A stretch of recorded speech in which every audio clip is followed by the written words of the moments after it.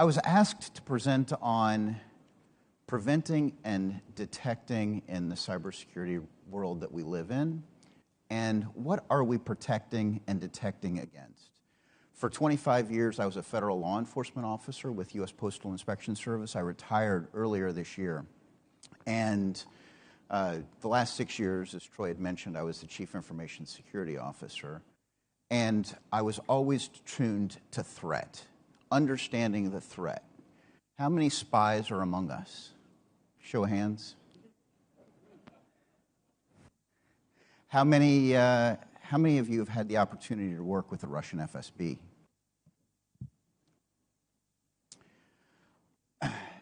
Well, I'm going to share a story that hopefully you will enjoy. I had the opportunity several years ago to spend several years working criminal investigations, and on a number of occasions while I was in Eastern Europe, I was often asked, "Mr. Gregory Crabb, are you professional?" And of course, I wore my suit, my tie, and the first time I was asked that, I was very naive. I didn't know what they were talking about. I quickly learned they were trying to assess whether I was a spy. And no, I was just a federal law enforcement officer. My story starts in San Jose, California. At the time, I was working cybersecurity investigations for the Postal Inspection Service. And the San Jose Police Department had a case they just didn't know quite what to do with. And I was called. This young woman, mother, had gone to work, and she had a work-at-home opportunity, and she was to send and receive packages from her home, and she'd gone to work for an import-export company in Russia. San Jose Police Department earlier that morning had conducted a search warrant on her home, and Mike is bugging me, sorry. And so I was called in. They didn't really know how to deal with, we'll refer to her as Sarah. When I arrived at Sarah's home, her and her baby were crying. She was under investigation for financial crimes that related to this scheme. And she was as a good employee, she had provided all of her identity information to her employer over in Russia. And they used that identity information to commit thousands and thousands of dollars worth of fraud, mailing it to her home, and then she would send all the stolen merchandise to her employer in Russia. Well, how am I going to help Sarah? I felt really bad for Sarah. She was financially ruined. The police department was considering locking her up, and I had access to something. How many of you have seen Seinfeld? All right. Newman, the mailman. My favorite line from Newman is, "When you control the mail, you control information." And that's what I did. And so I had access to thousands and thousands of mailing records, victim records, married that with a bunch of internet protocol records and emails, and I chased these criminals to Russia. But how does someone, as a law enforcement officer, interact with the Russian FSB? You know, if I was a spy, I would start by calling the Russian embassy in Washington. And that's what I did. I asked for the Russian FSB liaison officer. And after a couple of conversations, he realized that I had quite a bit of information about crimes occurring on the former territory of the Soviet Union. And through those interactions, they introduced me to Sergei Mikhailov, the deputy head of the Information Security Center for the Russian FSB. And yeah, that was an interesting experience. So they coordinated a meeting for me in Moscow to be able to meet with Sergei. And it's not like you just walk up to FSB headquarters in Moscow and have a meeting. They have a very ornate foreign liaison office. And it's on the outskirts of Moscow. And when you drive up, there are like dogs running on the grounds. It looks like the Addams Family home, very ornate. And so big doors, huge chandeliers, and they sat us by this table, behind this table.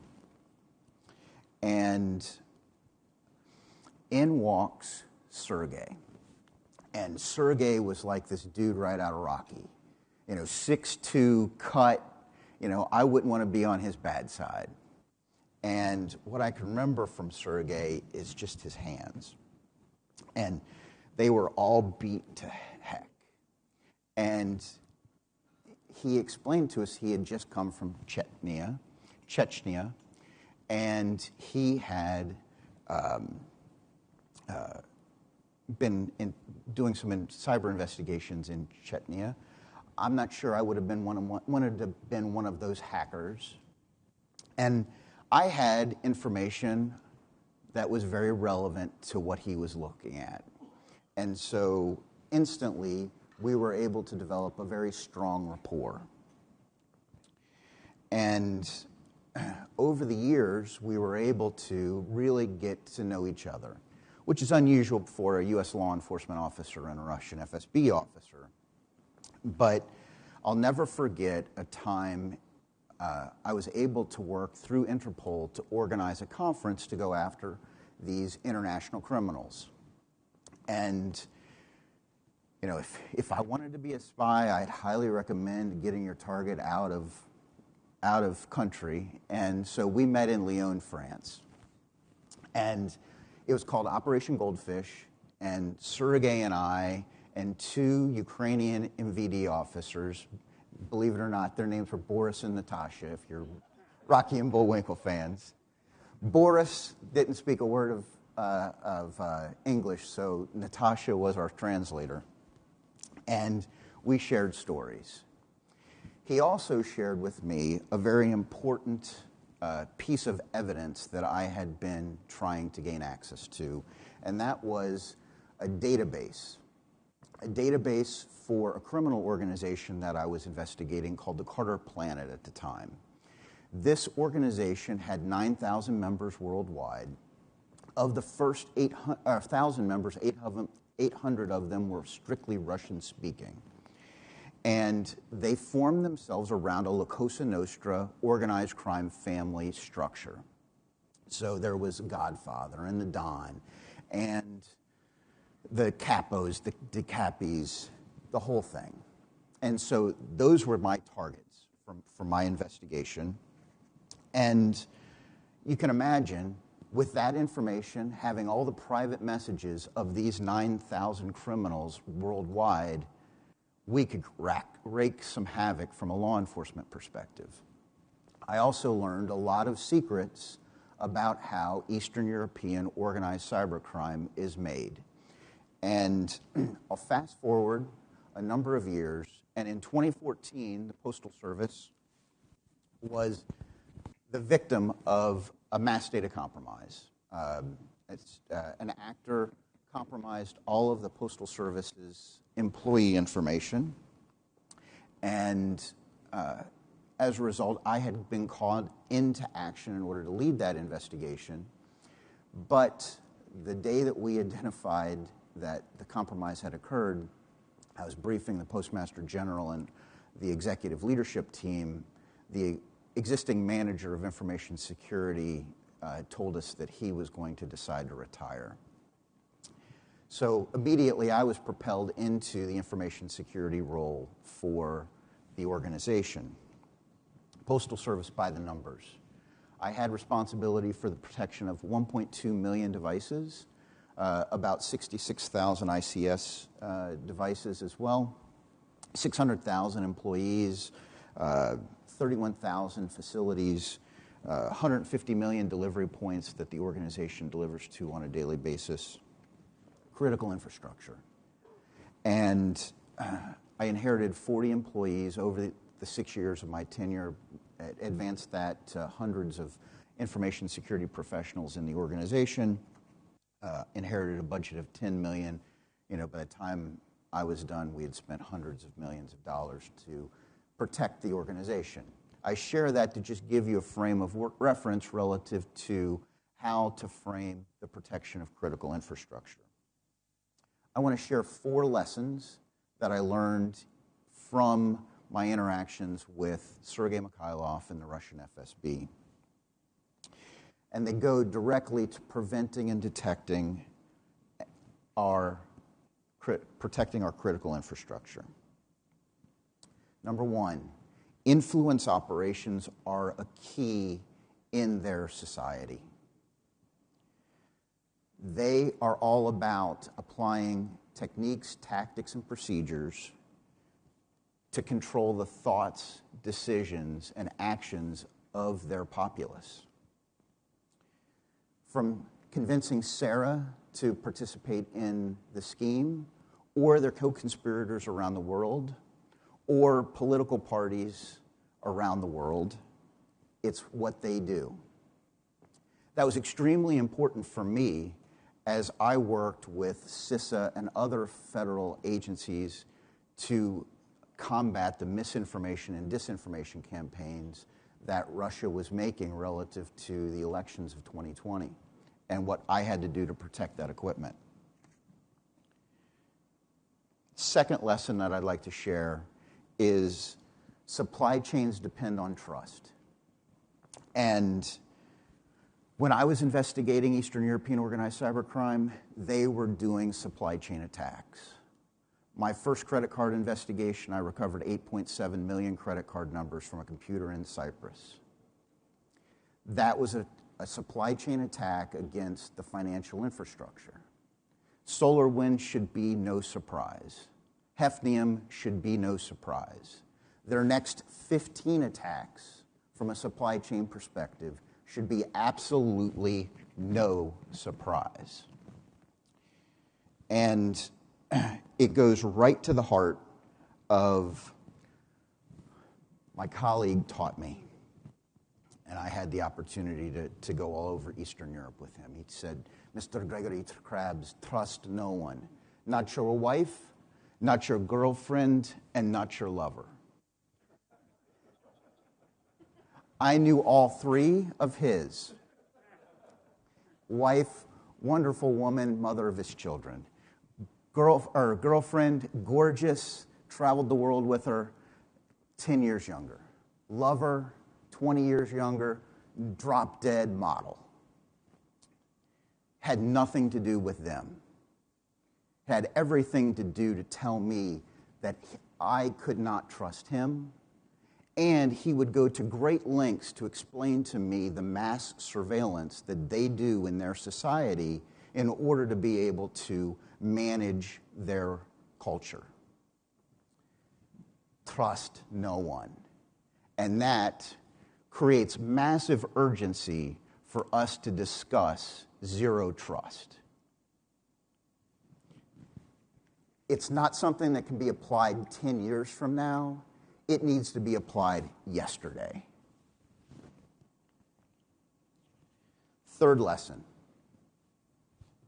and I've got multiple proof points of this. It's best consolidated by what James Woolsey, when I briefed him on what I'd been doing, he said, there's little difference between a Russian businessman, a Russian politician, and a Russian organized crime figure. They are one and the same. And that is why we face massive issues with ransomware today. Think about that. Ransomware is a technology issue. Deal with it. But we're going to have to address it from a vulnerability perspective here until the political issues get taken care of. So my fourth lesson doesn't necessarily come from all of what I learned from Sergei and the Eastern European time. Came from balancing my role as a Chief Information Security Officer and how we should look at threat. I ran a very large risk management practice. Threat is the most vulnerable component of the risk equation. We need to understand the threats that we face, and we need to be able to address those as they present themselves. Learn from others, apply those learnings to our organizations so that we don't become the same victim. So, on a human level, I wish the very best for my poor colleague, Sergei Mikhailov. I want to thank Federal Computer Week for giving me the opportunity to speak, and Al Cyber for their sponsorship of this talk. Thank you. Thank you very much. And we're going to save most of the questions for the group discussion. You're able to stick around for that at the end. Yeah, absolutely. But one thing that I do want to go to, I really want to go back to Boris and Natasha and the central casting aspects of the story. But the question I will ask is on finding the funding. You talked about in your time at Postal Service, coming in, inheriting a budget of $10 million, spending hundreds of millions. There's always more to be done than there is funding at the government level, at all levels, but especially in the government. But with Zero Trust seems like a goal that can be pursued forever. You mentioned supply chain, which is another overwhelming issue. How can organizations start to figure out where to invest, knowing that there are needs that are going to be 5 times, 10 times, 20x what the resources are? For me, the secret was establishing an executive cyber risk committee with the leadership team of the Postal Service and examining with the chief financial officer, general counsel, and the other leaders of the organization our risk register and maturing our ability as organizations to analyze and prioritize risks and put investments against those risks. That was how I obtained the sponsorship as well as the commitment from the organization on the investments that we made. Great. I think we'll tug on that thread a little bit more in the group discussion. But Greg Crabb, thank you very much. Thank you very much, Troy. Yep. Appreciate it.